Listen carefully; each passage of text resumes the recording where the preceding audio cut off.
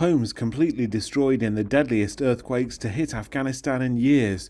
Rescue workers on Monday were scrambling to pull out survivors and the dead from beneath the rubble 2 days after the northwestern city of Herat and its surroundings were struck. The Taliban administration said thousands were killed and many more injured in the quakes. At a hospital in Herat, some of the injured were being treated.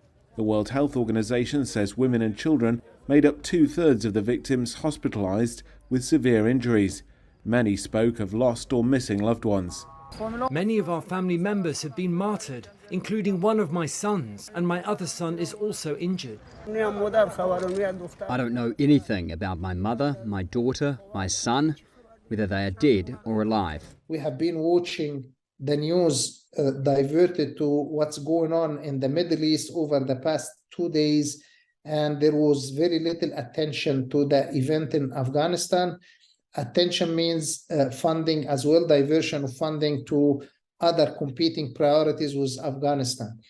Unfortunately, this country has been in need of foreign aid for many years due to the limited capacity and the limited resources inside the country. The UN's humanitarian office has announced $5 million worth of assistance, but immediate material support has come from a limited few countries. Neighbours Pakistan and Iran have offered to send rescue workers and humanitarian aid, while China's Red Cross Society offered cash relief aid.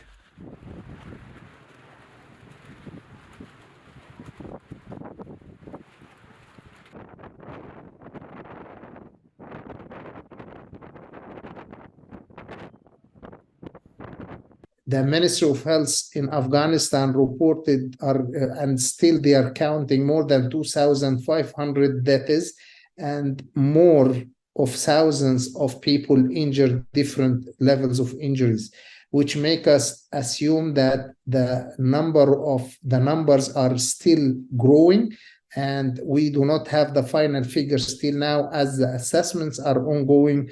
The search and rescue is still ongoing, so we are expecting these figures even to get worse. There are people sitting there without shelter. They are afraid, they are scared. Even if they have partially damaged houses, they are scared to enter these houses.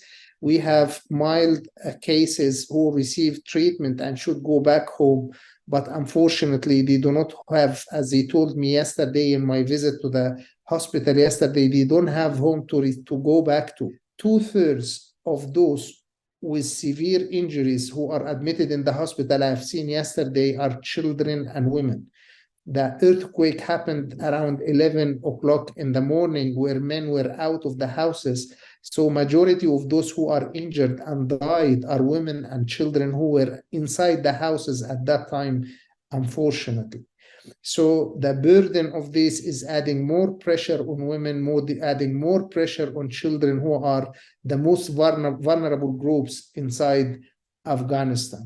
We have been watching the news diverted to what's going on in the Middle East over the past 2 days, and there was very little attention to the event in Afghanistan.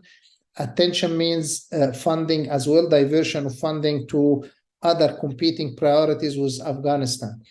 Unfortunately, this country has been in need of foreign aid for many years due to the limited capacity and the limited resources inside the country. And we know that this country also is on sanctions.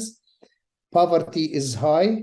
Economic situation is not very promising, as per the latest reports coming from the World Bank. So we are expecting more deterioration, not just in health, but in other aspects that will definitely impact the health of the Afghans, limiting the services, limiting access to the health services, and probably more morbidity and mortality over the coming period if the funds and the resources are not made available for humanitarian work that was never and will be needed in the coming period for Afghanistan.